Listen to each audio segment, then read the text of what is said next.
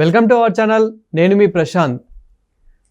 Telangana CM Revanth Reddy అదేవిధంగా AP CM Chandrababu గారు ఒకే వేదిక మీద కలవబోతున్నారు. అసలు ఎందుకు కలవబోతున్నారు, ఎప్పుడు కలవబోతున్నారు, ఎక్కడ కలవబోతున్నారు, సో దీని గురించి పూర్తిగా మాట్లాడేందుకు ప్రస్తుతం మనతో పాటు సీనియర్ జర్నలిస్ట్ సిఎస్ రావు గారు ఉన్నారు. నమస్తే అండి. నమస్తే సార్. ఏంటి సార్, ఏపీ సీఎం చంద్రబాబు గారు అని అదేవిధంగా మన తెలంగాణ సీఎం రేవంత్ రెడ్డి గారు ఇద్దరు కలవబోతున్నారు అని చెప్పేసి చాలా వినిపిస్తుంది. అసలు ఎందుకు కలవబోతున్నారు, సో ఎప్పుడు కలవబోతున్నారు? ఇప్పుడు ముఖ్యమంత్రులు కలవబోతున్నారు అని అంటే పరస్పరం మాట్లాడుకునే దానికి కలవబోతున్నారని అనుకుంటారు సహజంగా ఇరు రాష్ట్రాల ముఖ్యమంత్రులు. కానీ ఇది అఫీషియల్ మీట్ అయితే కాదు.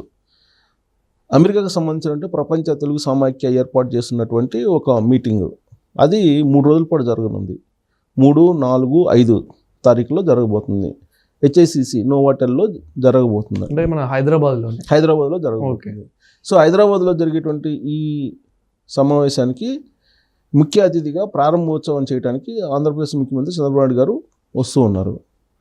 ముగింపు సమావేశం చేయడానికి రేవంత్ రెడ్డి గారు హాజరవుతున్నారు. అయితే వీళ్ళిద్దరూ ఒకే వేదిక మీద ఒకేసారి ఉంటారంటే ఉండే అవకాశం లేదు. ఫస్ట్ రోజు ఈయన వస్తారు, ఓపెన్ చేస్తారు. లాస్ట్ రోజేమో ఆయనేమో ముగింపు సమావేశం చేస్తారు. మధ్యలో చిరంజీవి, మెగాస్టార్ చిరంజీవి 4వ తారీఖున ముఖ్య అతిథిగా హాజరవుతారు. సరే, వీళ్ళు హాజరయ్యి ఏం చేస్తారు? ఊరికే ఉపన్యాసం చేసి వెళ్తారా అని అంటే ఏ ముఖ్యమంత్రి అయినా ఇప్పుడు ఉండేటువంటి పరిస్థితుల్లో ప్రపంచవ్యాప్తంగా నెలకొన్నటువంటి సంస్కరణలు, ఆర్థిక సంస్కరణలు, లేదంటే ఈ వాణిజ్యపరమైనటువంటి అంశాలు ఇవన్నీ కనుక చూస్తుంటే కనుక పోటీ ఏర్పడింది రాష్ట్రాల మధ్య. దేశంలో ఉండేటువంటి అన్ని రాష్ట్రాల మధ్య పోటీ ఏర్పడింది. ఏ రాష్ట్రం ముందుంది, ఏ రాష్ట్రానికి ఎక్కువ ఇండస్ట్రీస్ని తీసుకెళ్ళాలి, ఏ రాష్ట్రానికి సంబంధించినటువంటి వాళ్ళు పెట్టుబడులు ఎక్కువ తీసుకెళ్తున్నారు, అలాగే ఎఫ్డిఐలు, ఫారిన్ ఇన్వెస్ట్మెంట్ ఎవరికి ఎక్కువ వస్తుంది, ఇవన్నీ కూడా క్యాల్కులేట్ చేస్తున్నారు. ఇవన్నీ కూడా రేపు ఎలక్షన్ అప్పుడు ఫ్లేవర్ అవుతాయి. ఇప్పటికే తెలంగాణ ముఖ్యమంత్రి రేవంత్ రెడ్డి గారి మీద బీఆర్ఎస్ పార్టీ వాళ్ళు విమర్శిస్తున్నారు. ఇతను ఐటీ ప్రమోట్ చేయలేకపోతున్నాడు, ఎఫ్డిఐలు తీసుకురాలేకపోతున్నాడు, కేంద్ర ప్రభుత్వం నుంచి నిధులు తీసుకురాలేకపోతున్నాడు, ఇక్కడేమో సామాన్యుల్ని ఇబ్బంది పెడుతున్నారు. ఇలాంటి ఆరోపణలన్నీ ఆయన మీద ఉన్నాయి. కానీ ఆయన ఏం చేయాలో అది చేసుకుంటూ వెళ్ళిపోతున్నారు. ఆయన ఏదైతే ఎన్నికలకు ముందు హామీలు ఇచ్చారో 6 హామీలు, ఆ 6 హామీలు చేసుకుంటూ వెళ్ళిపోతున్నారు. ఏ పని చేసినా, ఏ స్కీమ్ అమలు చేసినా, ఏ స్కీమ్ని ఇంప్లిమెంట్ చేసినా ఆరోపణలు అనేది సహజం. ఆరోపణల గురించి పట్టించుకుంటే ముందుకు పోలేరు. అందుకే రివ్యూ మీటింగ్లో ఎమ్మెల్యేలతోటి నిన్న ఆయన చాలా క్లియర్గా చెప్పారు, మీకు సంబంధించిన రేటింగ్ అంతా నా దగ్గర ఉంది, మీరు అందరితోటి కలిసి పనిచేయండి, పిల్లలకి ఈ చిన్న చిన్న ఫంక్షన్స్కి వెళ్ళండి, ప్రజలతోటి మమేకం కాండి, మనం చేస్తున్నటువంటి పనులను ప్రజల మధ్య తీసుకెళ్ళండి అని చెప్పి రేవంత్ రెడ్డి గారు ఒక దిశానిర్దేశం చేశారు ఎమ్మెల్యేలకి నిన్న జరిగినటువంటి మీటింగ్లో. ఇక చంద్రబాబు నాయుడు గారు అక్కడ కొత్త రాష్ట్రం, దానికి సంబంధించిన ప్రమోషన్, ఇన్వెస్ట్మెంట్స్ వీటన్నిటి మీద ఆయన ఎక్కువగా కాన్సన్ట్రేషన్ చేశారు. ఆ డ్రోన్ హబ్ తయారు చేయాలని, తర్వాత టెక్నాలజీకి సంబంధించి, ఐటీకి సంబంధించి వైజాగ్లో ప్రమోట్ చేయాలని, ఇవన్నీ కూడా ఆయన ఆలోచనలో ఉన్నాయి. అంటే వీళ్ళకి కావాల్సింది ఏంటి, ఎక్కడ దొరుకుతుంది అనే దాని మీద కాన్సన్ట్రేషన్ చేస్తున్నారు ఇద్దరు, 2 రాష్ట్రాల సీఎంలు కూడా. ఏ రాష్ట్ర సీఎం అయినా అదే చేస్తారు. ప్రత్యేకించి తెలుగు రాష్ట్రాల సీఎంలు ఏంటంటే కొంత పాజిటివ్ దృక్పథంతో వీళ్ళు వెళ్తున్నారు, అటు రేవంత్ రెడ్డి కానీ ఇటు చంద్రబాబు నాయుడు గారు కానీ. దీన్ని బీఆర్ఎస్ పార్టీ ఏమవుతుంది, గురు శిష్యుల యొక్క బంధం అని చెప్పి అంటుంది. సో ఏమన్నా కానీ ఏ రాష్ట్రానికి సంబంధించిన పరిపాలన ఆ రాష్ట్రానికి, ఏ రాష్ట్రానికి సంబంధించిన విధానాలు కానీ అవి ఆ రాష్ట్రానికి సంబంధించినవి ఉంటాయి. సో ఇక్కడ ఈ సదస్సు పెడుతుంది ఎవరు? అమెరికాకు సంబంధించినటువంటి వాణిజ్యవేత్తలు, తర్వాత పారిశ్రామికవేత్తలు, వివిధ రంగాల్లో ఉండేటువంటి అగ్రగణ్యులందరూ పార్టిసిపేట్ చేస్తున్నారు. దాంట్లో దాదాపు 100 కంపెనీలకు సంబంధించినటువంటి ప్రతినిధులు అక్కడ పార్టిసిపేట్ చేస్తున్నారు, సిఇఓలు కానీ ఎవరైతే. సో దీనికి అటు చంద్రబాబు నాయుడు గారు, ఇటు రేవంత్ రెడ్డి గారు హాజరవుతున్నారు. హాజరయ్యి ఏం దిశానిర్దేశం చేస్తారు? వాళ్ళు తమ రాష్ట్రంలో ఉండేటువంటి వనరులు ఏమున్నాయి, పెట్టుబడులు ఏ రంగాల్లో పెట్టాలి, దానికి తమ వైపు నుంచి ఏం సహకారం అందిస్తున్నాము, మీరు ఆ రాష్ట్రానికి ఎందుకు రావాలి, ఎందుకు రావాల్సి వస్తుంది, మీరు వస్తే కనుక ఏంటి బెనిఫిట్స్, ఇవన్నీ చెప్తారు. ఇప్పుడు చంద్రబాబు నాయుడు గారు ఏంటి, ఈజ్ ఆఫ్ డూయింగ్ బిజినెస్ అని అన్నారు. దాన్ని కాస్త స్పీడ్ ఆఫ్ డూయింగ్ బిజినెస్గా మార్చాడు ఆయన. స్పీడ్ ఆఫ్ డూయింగ్ బిజినెస్గా మార్చి నేను బ్లాంక్ చెక్ ఇచ్చేస్తాను, మీరు వెల్కమ్ అని అంటున్నారు ఇండస్ట్రియలిస్టులని కానీ, పారిశ్రామికవేత్తలు కానీ, లేదంటే విదేశీ పెట్టుబడిదారులను కానీ.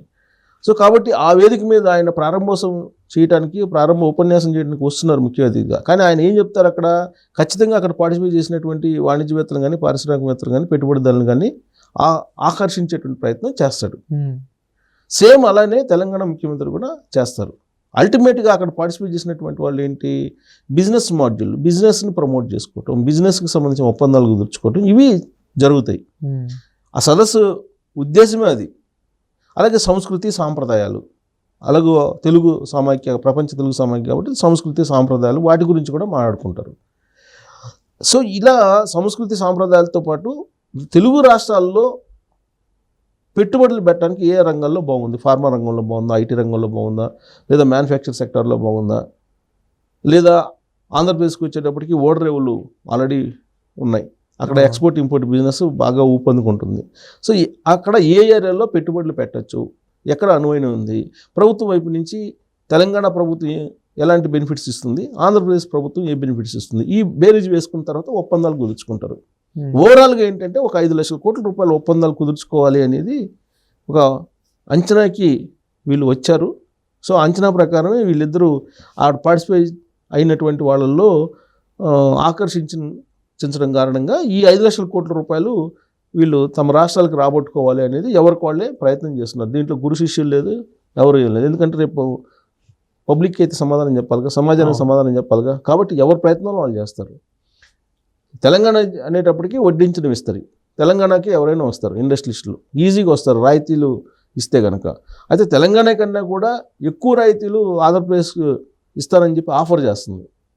కాబట్టి రేపు ప్రజెంటేషను చంద్రబాబు నాయుడు గారు ఏం ప్రజెంటేషన్ చేస్తారు, లేదంటే రేవంత్ రెడ్డి గారు ఏం ప్రజెంటేషన్ చేస్తారు, వాళ్ళు ఇచ్చేటువంటి స్పీచ్లో ఎన్ని ఆఫర్స్ ఇస్తారు, వాళ్ళకి ఎన్ని రాయితీలు ఇస్తారు, దాని మీద ఆ ఒప్పందాలు జరిగేటువంటి మోతాదు ఉంటుంది.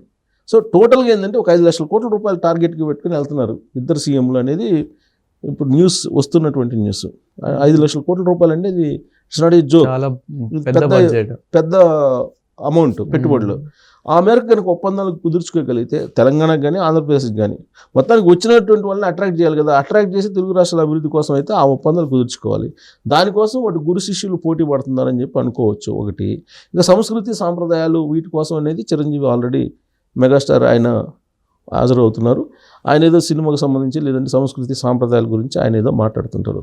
అది పెద్ద ఇష్యూ అయితే కాదు, బట్ సంస్కృతి సాంప్రదాయాలు కాపాడుకోవాల్సిందే. ఎందుకంటే ఏ దేశానికి వెళ్ళినా కానీ ఆ సంస్కృతి సాంప్రదాయాలు ఉంటేనే ఇటువైపు చూస్తారు పెట్టుబడిదారులు. లేదంటే అసలు ఎందుకు రావాలి, ఇండియాకి ఎందుకు రావాలి, ఇండియాలో ఆంధ్రప్రదేశ్కి ఎందుకు రావాలి, లేదంటే తెలంగాణకి ఎందుకు రావాలి, పోయి గుజరాత్లో పెట్టుకోవచ్చు, లేదంటే మహారాష్ట్రలో పెట్టుకోవచ్చు, లేదంటే ఇంకో చోట పెట్టుకోవచ్చు. కానీ ఇక్కడికి ఎందుకు వస్తున్నారంటే మన సంప్రదాయాలు సంస్కృతి ఇవన్నీ కూడా వాళ్ళకి బాగా తెలుసు కాబట్టి, విదేశాల్లో స్థిరపడి ఉన్నారు, వాళ్ళు బిజినెస్ టైకూన్స్ కాబట్టి వాళ్ళు ఇటు అట్రాక్ట్ అవుతారు. వాళ్ళు అట్రాక్ట్ అయినటువంటి వాళ్ళకి జనరల్గా ఏ బిజినెస్ మ్యాన్ అయినా సరే ఖచ్చితంగా వాళ్ళకి ప్రాఫిట్ ఉంటుంది అనుకుంటే వస్తారు. అయితే ఆ ప్రాఫిట్ ఎక్కడ ఉంటుంది అనేది వాళ్ళు కూడా అన్వేషిస్తారు. వీళ్ళు కూడా ఏంటి, ఇండస్ట్రీస్లు రావాలి, పెట్టుబడులు రావాలి, ఉపాధి అవకాశాలు కల్పించాలి, నిరుద్యోగాన్ని తగ్గించాలి అనేటువంటిది వీళ్ళ ఆలోచన వీళ్ళకి. సో మ్యూచువల్గా ఒక ఒప్పందానికి వస్తారు. ఆ ఒప్పందం ఖరీదే 5 లక్షల కోట్ల రూపాయలు అనేది అనధికారికంగా వేస్తున్నటువంటి అంచనా. సో దాన్ని ఈ మీటింగ్ 3 రోజుల మీటింగ్ అయిపోయిన తర్వాత అసలు వీళ్ళు ఏం ఒప్పందాలు కుదుర్చుకున్నారు, ఏ రాష్ట్రానికి ఎంత వచ్చింది అని చెప్పి మనం ఒక కంక్లూజన్కి రావచ్చు. అప్పటి వరకు ఇవన్నీ అంచనాల కిందనే మనం తీసుకోవాలి. మొత్తం మీద ఏంటంటే ఇరు రాష్ట్రాల ముఖ్యమంత్రులు రెండోసారి ఒకే వేదిక మీదకి రాబోతున్నారు. ఎందుకంటే తెలంగాణ ముఖ్యమంత్రిగా రేవంత్ రెడ్డి అయిన తర్వాత, అక్కడ ఆంధ్రప్రదేశ్లో చంద్రబాబు నాయుడు గారు ముఖ్యమంత్రి అయిన తర్వాత వీళ్ళిద్దరూ ఒకసారి కలిశారు. ఇటీవల ఒకసారి కలిశారు. ఇరు రాష్ట్రాలకు సంబంధించినటువంటి కొన్ని ఇష్యూస్ ఉన్నాయి, వాటిని సార్ట్అవుట్ చేసుకోవడానికి. ఆ తర్వాత అది అఫీషియల్ మీటింగ్. ఇది అక్కడ ఆప్టా అనేటువంటి సంస్థ, అమెరికాకు సంబంధించిన ఆప్టా అనేటువంటి సంస్థ పెట్టినటువంటి సమావేశం ఇది. ఈ ఆప్టా పెట్టినటువంటి సమావేశానికి వీళ్ళు ముఖ్య అతిథులుగా హాజరవుతున్నారు కాబట్టి ఇది అఫీషియల్గా ఆ రాష్ట్ర ప్రభుత్వం ఈ రాష్ట్ర ప్రభుత్వం కలిసి ఏర్పాటు చేసుకున్నటువంటి సమావేశం అయితే కాదు. అయినప్పటికీ ఇద్దరు ఒకే వేదిక మీదకి వస్తున్నారు కాబట్టి కొంత ఆసక్తికరంగా ఉంది. ఎవరు ఎలా అట్రాక్ట్ చేస్తారు ఆప్టాని అనేది మనం చూడాలి. Thank you sir. Thank you.